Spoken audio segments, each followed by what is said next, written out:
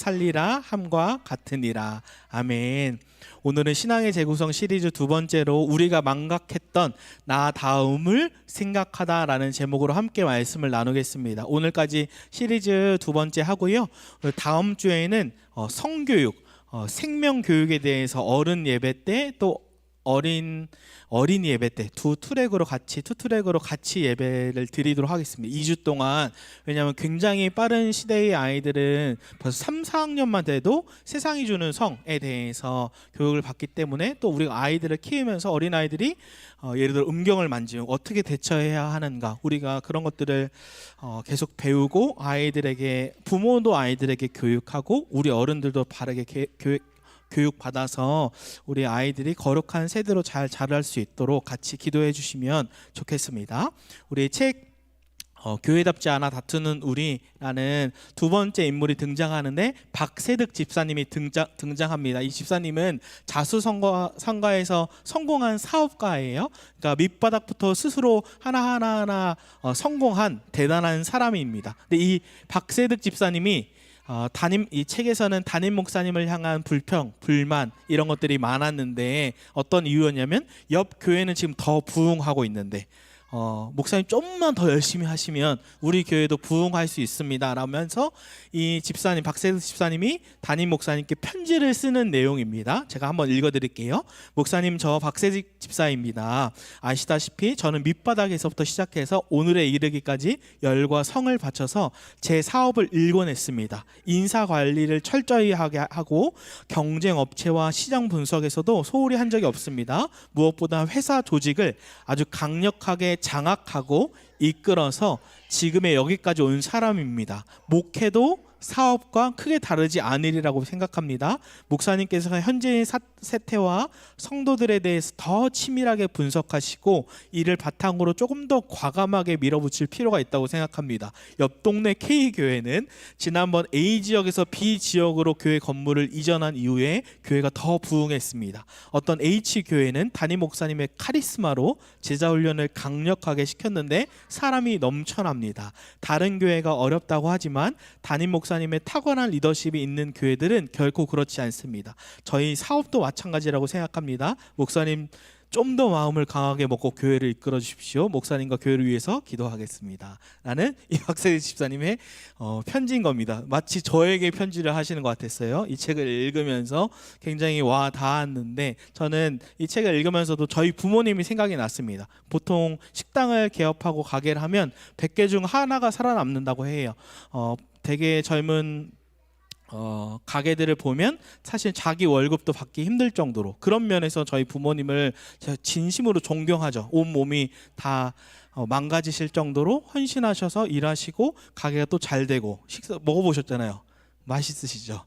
그 정도로 부모님이 잘하신 게 존경스럽기 때문에 부모님이 저에게 가게와 교회는 다르지 않아 크게 그러면서 말씀해 주시는 건 전 진심으로 귀담아 듣습니다. 또 최근에 제가 한 제가 교회 유튜브만 다 구독해놨는데 하나 식당에 대해서 하면서 식당의 어려운, 젊은 식당들의 어려운 것에 상담을 해주는 사람들이 있었는데, 가게에서 가장 중요한 게 첫 번째가 자리다. 두 번째도 목이다. 세 번째도 자리다. 이만큼 자리가 중요하다라는 거 들으면서 그치, 중요하지 이런 생각이 들었는데, 근데 또 한편으론 그러니까 사업과 교회는 다르죠. 가장 다르다는 것을 어떻게 알 수 있냐면 가게 또는 사업의 중요 목표는 뭔가요? 이윤이죠. 돈입니다. 철저하게 이 돈을 위해서 뭐도 할 수 있냐면 사람을 구조조정도 할 수 있고 사람을 내칠 수도 있고 다 할 수 있습니다. 그만큼 사업의 가장 중요한 이 목표는 돈인데, 교회의 목표는 뭔가요? 돈인가요? 아니죠. 사람이죠. 한 사람이 예수님을 만나기 위해서, 오히려 교회는 반대로 한 사람이 예수 그리스도를 만날 수 있도록 돈을 다 희생할 수 있는 게, 목표가 완전히 다른 게 교회입니다. 그런 면에서 유사한 것 같지만 분명히 다르다라는 것이죠. 제가 최근에 병원에 갔더니 병원에 가서 의사 선생님께 가서 검사를 해보니까, 목사님 제가 한번 병원 갔던 병원이어서 목사님의 스트레스 지수가 지금 몸이 감당하기 힘들 정도로 넘쳐나고 계십니다라고 얘기해 주는 거예요. 그래서 제 스스로가 장사나 되게 안쓰럽다 이런 생각이 들었는데, 그래서 막 스트레스 해소하려고 풋살도 하다가 20대랑 풋살 하니까 더 스트레스 받고 3, 40대화 해야겠다라는 생각을 하면서, 그러니까 저도 제 안에 마치 박세드 집사님 같은 분은 없지만 제 안에 스스로 저를 괴롭히는 거죠. 더 열심히 해야 돼, 더 열심히 해야 돼 라면서 스스로를 괴롭히는데, 이 설교가 저에게, 이 책과 설교가 오히려 신앙의 재구성이 저에게 가장 말씀하시는 시간이구나, 가장 은혜를 받고 내 스스로 주님 앞에 길을 찾아가는 시간이구나라는 생각이 듭니다. 흥미로운 건 이 책의 저자, 그러니까 박세득 집사님의 질문은 하나죠. 교회 흥망성쇠가 목사님께 달려있는데 어떻게 하시겠습니까? 라는 질문 앞에 이 책의 저자는 특이한 대답을 합니다. 어떤 대답을 하냐면 이신칭의로 대답을 해요. 이걸로 쭉 풀어가는데 굉장히 깊이 와닿았습니다. 이신칭의가 무엇인지 차근차근 살펴볼 건데요. 이걸 왜 우리가 알아야 하는가? 저는 어떤 생각이 들었냐면, 이거는 우리 모두의 고민이죠. 스스로를 괴롭히고 스스로 안에 정체성을 확립하기 위해 이 질문은 우리 모두에게 필요한 질문이고 대답이다라는 생각이 듭니다. 우리 본문 로마서 1장 17절에 이신칭의를 말씀하고 있는데, 우리 한 번 더 읽어볼까요? 시작. 복음에는 하나님의 의가 나타나서 믿음으로 믿음에 이르게 하나니 기록된 바 오직 의인은 믿음으로 말미암아 살리라 함과 같으리라. 아멘. 여기서 이신칭의가 나왔는데 우리가 알고 있듯이 이신칭의는 믿음으로써 의롭다 칭함을 받는 거죠. 제가 의로워서 그런 것이 아니라 제가 예수 그리스도를 믿음으로 주님은 저를 사나이 넌 의롭다라고 칭해 주는 거, 법정 용어로 넌 이미 정의로워, 넌 이미 의로워라고 법정 용어로 쓰이는 겁니다. 이런 질문도 제가 많이 받았어요. 목사님, 개신교와 카톨릭의 차이는 무엇입니까? 우리도 알고 있어야 합니다. 개신교와 카톨릭의 차이는 무엇입니까? 근데 이것도 이신칭의로 대답할 수 있죠. 제가 그럼 학생들이 질문하고 청년들이 질문하면 유미도 물어봤어요. 아빠, 내 친구는 성당 다니는데 교회랑 뭐가 달라? 그러면 이제 종이 갖고 와, 이렇게 얘기해요. 그럼 어떻게 설명해 주냐면, 초대교회, 사도 바울이 지금 로마서 1장 17절에 말씀하고 있는 건 이신칭의, 오직 믿음으로 의롭다 칭함을 받는다. 이게 초대교회의 시작이죠. 그런데 카톨릭이 어떻게 변질돼요? 이행칭의, 행위로 구원을 받는다. 면죄부로 돈을 주고 사서 지옥에서 천국으로 바뀔 수 있고, 성모 마리아에 의해서 우리가 기도를 많이 하면 구원받을 수 있고, 또는 이행칭의, 행위를 통해 구원받는다. 또 하나는 고행을 통해서 구원받는다. 제가 카톨릭에서 어렸을 때 세례명까지 있어요. 세례 받았기 때문에, 그리고 제가 신앙을 공부하면서 다시 성당 신부님과 또 성당에 가서 공부하는 것들이 있었는데, 알아보려고 뭐가 다른지, 이행칭의가 있는 게 다르죠. 그러면서 종교개혁, 마틴 루터 500년 전에, 그리고 존 칼빈에 의해서 다시 기독교가 아니야, 이신칭의 오직 믿음으로 의롭게 되는 거야 라고 해서 이 그림을 그려주면 이해하기 쉽습니다. 초대교회가 이신칭으로 시작됐는데 카톨릭이 벗어났고 그것을 다시 종교개혁한 것이 이신칭이다. 믿음으로 말미암아 구원받는다라는 겁니다. 근데 로마서의 이신칭의는 이 의미보다 마틴 루터의 종교개혁, 존 칼빈의 종교개혁보다 더 깊은 의미를 가지고 있는데, 그러기 위해서는 로마서의 배경이 필요해요. 이 배경이 사도 바울이 3차 전도 여행, AD 55년에서 56년에 3차 전도 여행을 하는 중에 고린도 교회에 있을 때 로마 교회에 편지를 한 것이 로마서입니다. 이때 어떤 소식이 오냐면, AD 49년에 글라우디오 황제, 네로 황제 이전에 글라우디오 황제가 있었는데, 이 안에 로마 안에 어떤 사건이 있었냐면 유대인, 예수를 믿는 유대인과 또 다른 유대인, 예수를 믿지 않는 유대인 안에서 다툼이 일어납니다. 이 다툼이 생각보다 굉장히 심했어요. 그래서 어떤 칙령이 나오냐면, 글라우디오가 모든 유대인을 로마에서 추방해라, 쫓아내라 라고 얘기합니다. 근데 놀랍게 성경에 써 있어요. 고린도 교회에서 사도 바울이 쓴 건데 이렇게 나오죠. 글라우디오가 모든 유대인을 명하여 로마에서 어떻게 했어요? 떠나라. 다 유대인 떠나라라고 얘기한 거예요. 근데 중요한 것은 로마의 핵심 로마 교회. 그러니까 저희 위드 처치 로마 교회라고 한번 상상을 해보면 좋을 것 같아요. 로마 교회에 유대인 그리스도인, 저희 어른들이 만약에 유대 그리스도인이라고 치면 우리들이 다 열심히 사역을 하고 있는데 하루아침에 우리가 다 쫓겨난 거예요. 그러니까 10년 뒤라고 생각해봐서 아이들이 그럼 다 10대 청소년이 되는 거죠. 그럼 아이들이 이 위드처치 로마 교회를 이끈다고 생각해 보십시오. 어른들이 다 나가요. 막 유민이가 설교해요. 고등학생 돼서 설교하고, 하민이가 찬양 인도를 하고, 로이가 피아노를 치고, 제가 다 써왔어요. 하이가 식사를 섬기고, 현호가 엔지니어를, 다 아빠 피를 닮을 수밖에 없어요. 한결이가 싱어하고, 이한이가 안내를 하고, 이래가 막 커서 드럼을 쳐요.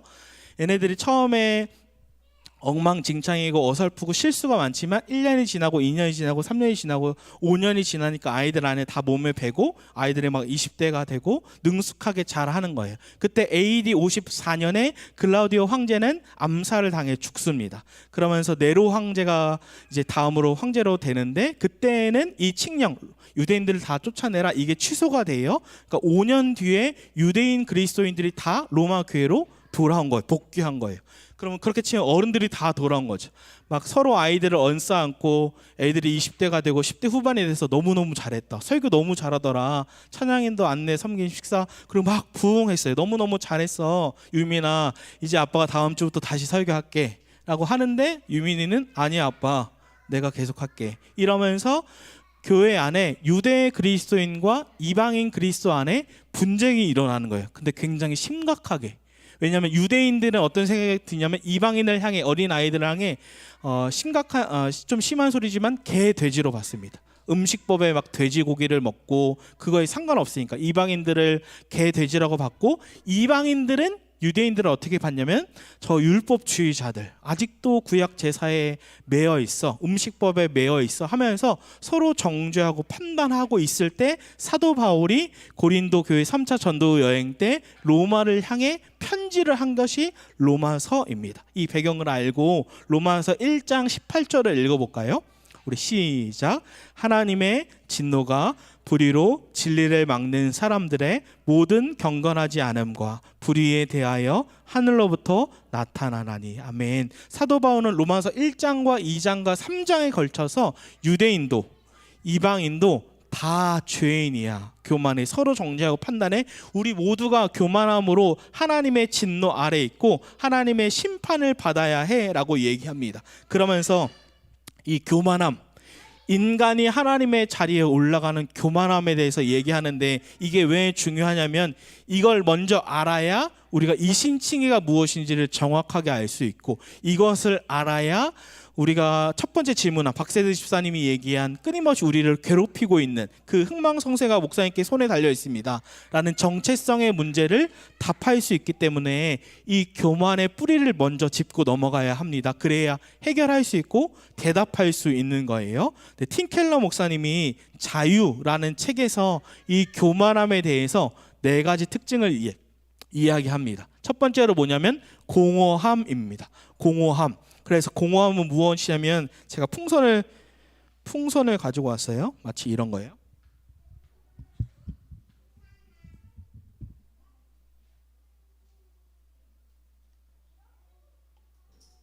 나의 공허함은 풍선처럼 크게 부풀리지만 그 안에 텅 비어 있는 거죠. 이런 것처럼.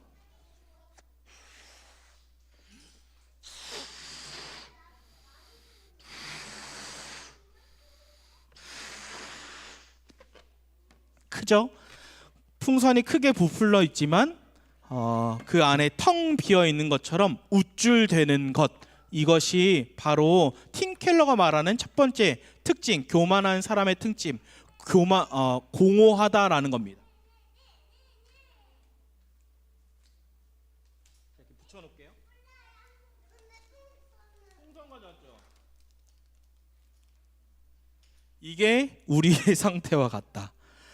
우쭐대는 거죠. 내 거 풍선 커. 근데 여기서 키르케고르가 뭐라고 얘기하냐면 이렇게 얘기해요. 이 공허함에 대해서 하나님이 아닌 다른 것, 능력이나 돈이나 일이나 사람, 내가 이런 게 있어 라고 하면서 자신의 정체성을 이걸로 삼으려고 하는 것, 이게 전형적인 인간의 마음의 상태다. 이것이 바로 영적인 교만이다. 하나님 없이도 스스로 살아갈 수 있고 하나님과 아무 상관없이 인간으로서 자신의 존엄을 지켜낼 수 있다고 하는 것. 하나님 외에 다른 것, 능력이 있어.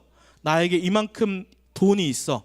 내가 이만한 일을 할 수 있어. 내가 어마어마한 사람과 알고 있어. 이런 것으로 삶의 의미를 삼은 만큼 중요한 목적을 발견할 수 있다는 환상이 바로 영적인 교만이다. 즉 하나님과 아무 상관없이 인간의 자아의 첫 번째 특징이 바로 텅 빈 공허함이죠. 그래서 박세 집사님이 저에게 얘기하는 것처럼, 제 안에 박세 집사님이 얘기하는 것처럼 더 커져야 돼.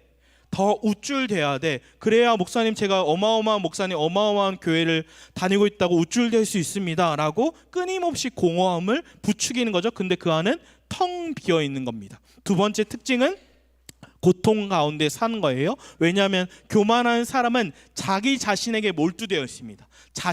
자기 자신에게만 함몰되어 있어요. 그래서 누가 말하든 자기 자아의 상처를 쉽게 받습니다. 그래서 행복할 수 없고 더 공허한 거죠.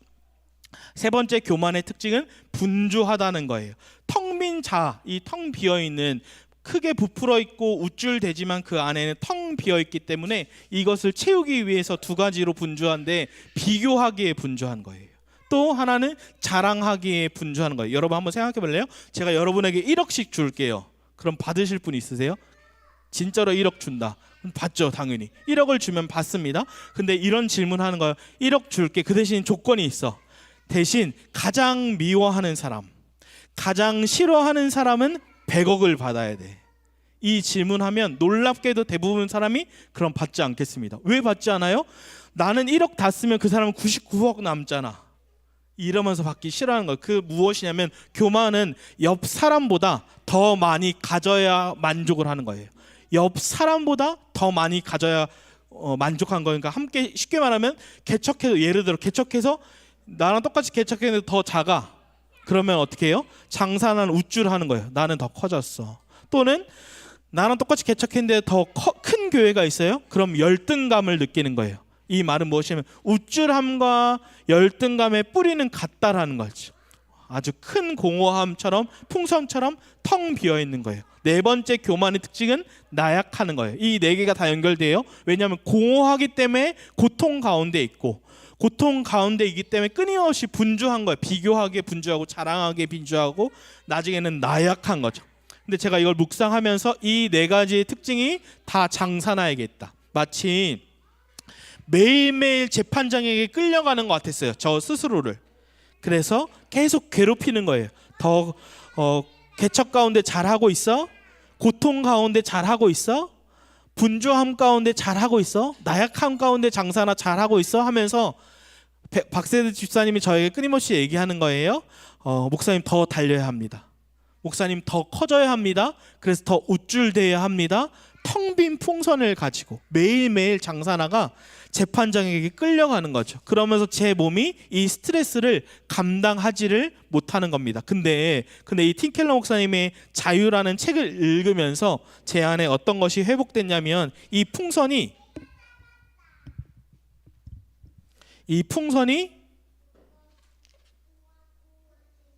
임산부 있으니까 팡 터트리면 안 되니까.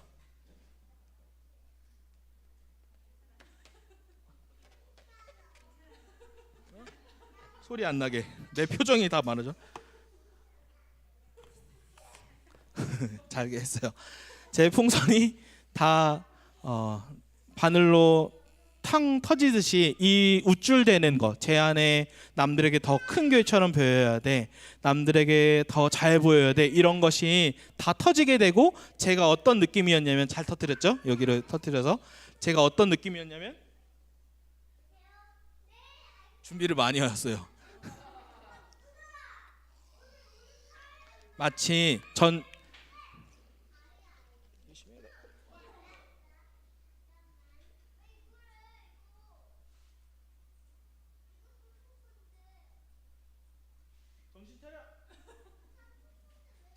하나 또 있어요.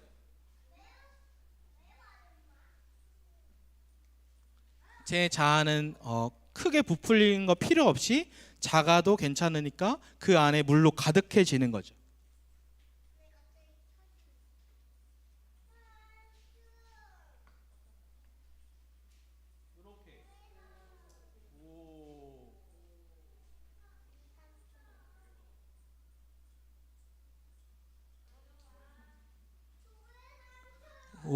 묵지 않아도 물 할 수 있는 마술 같죠?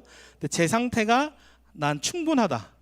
크지 않아도 우쭐대지 않아도 텅 비어 있지 않고 그 안에 물로 가득해서 나는 지금 행복하구나라는 생각이 들었습니다. 그것을 사도 바울이 로마서 3장에 얘기하고 있어요.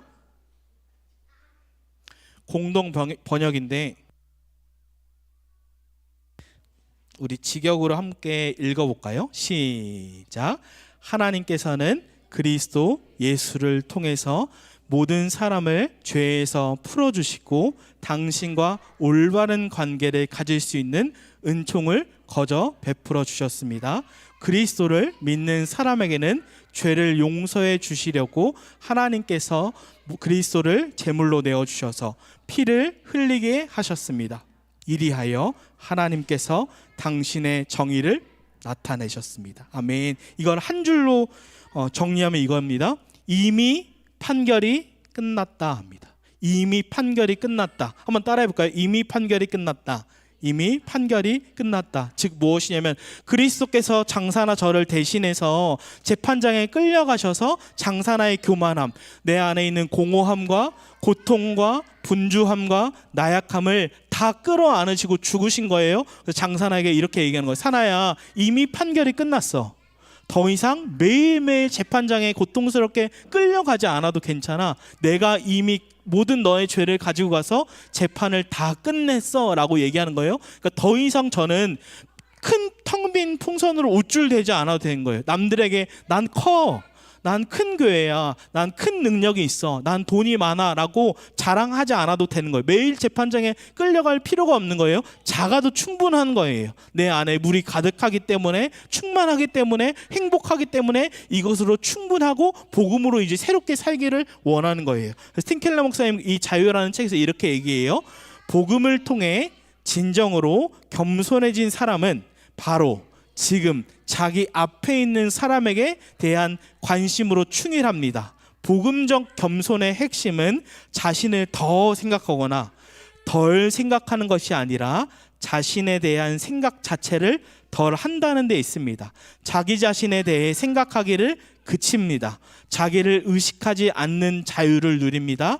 자기를 의식하지 않음으로써 누리는 복된 평안이 있습니다. 그럼 제가 이 첫 질문, 박세수 집사님의 교회의 흥망성쇠가 목사님께 달려 있습니다. 목사님 어떻게 하겠습니까? 라고 한다면 전 이제 그 집사님께 이렇게 대답할 수 있는 거예요. 집사님, 이미 판결이 끝났습니다. 전 작아도 괜찮습니다. 제 안에 가득 차 있기 때문입니다. 더 이상 남의 판단에 제가 신경 쓰지 않습니다. 왜냐하면 제 안에 그리스도로 가득하기 때문입니다. 주님이 이미 저를 의롭다 판결하셨기 때문에 저는 행복하고 차근차근 그 앞에 있는 길을 충실하게 해나가면 그것으로 충분합니다 라고 얘기하는 거죠.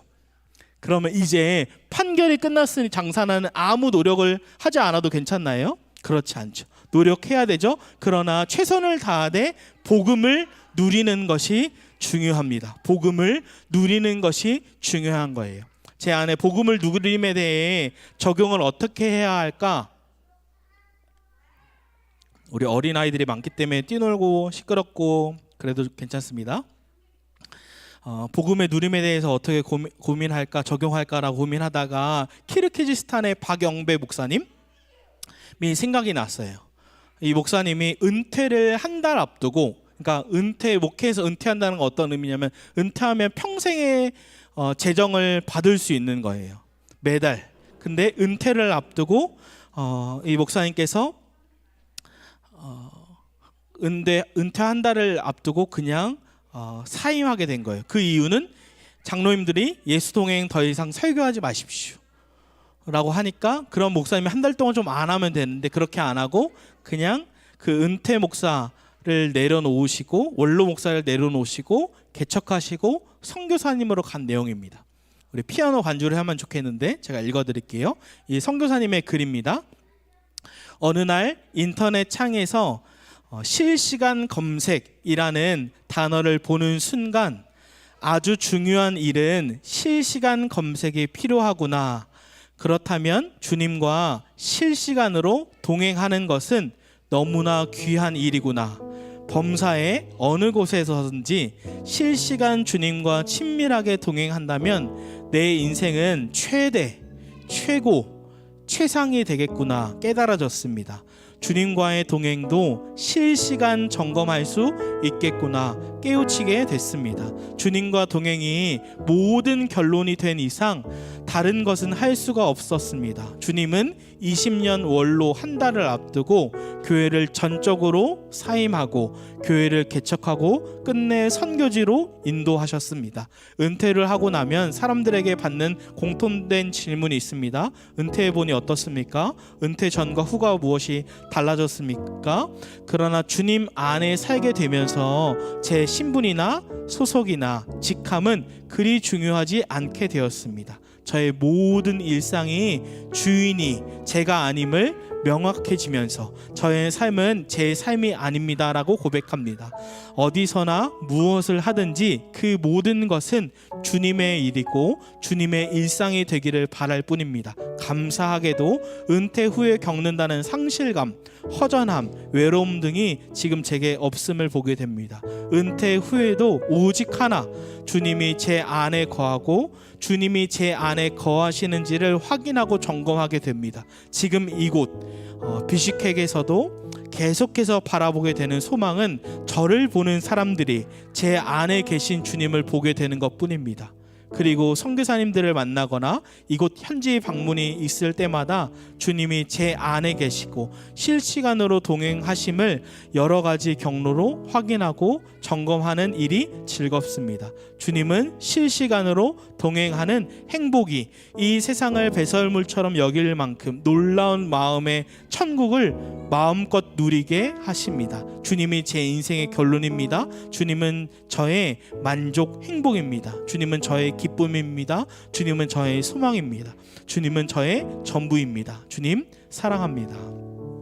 제가 이 선교사님 목사님께 이 예수동의 일기를 같이 쓰는데 댓글에 선교사님 제가 존경합니다. 좋은 어른으로 계셔주셔서 감사합니다. 사도 바울처럼 사는 분이 계셔서 제가 감사합니다라고 한국에 오시면 꼭 설교해 주십시오. 저희 미드처치 와서 결론이 꼭 그렇게 되는데 선교사님이 어저께 저에게 댓글을 다셨어요. 제 예수동의 일기에 장사나 목사님, 사도 바울은 장사나 목사님이십니다. 목사님이 그 개척의 길을 가는 것이 너무나 귀하고 응원합니다 라고 얘기해 주셨습니다. 분명히 복음을 누리는 사람들이 있습니다. 그래서 우리도 그 복음을 누리기 원한다고 주님 이미 판결은 끝났고 더 이상 내 안에 괴롭히는 박세드 집사님은 더 이상 없고 이미 판결이 끝났습니다. 이제는 작은 풍선이어도 그 안에 예수로 가득 차 있어서 주님과 행복하게 동행하고 싶습니다 라고 우리 찬양하고 기도하면 좋겠습니다.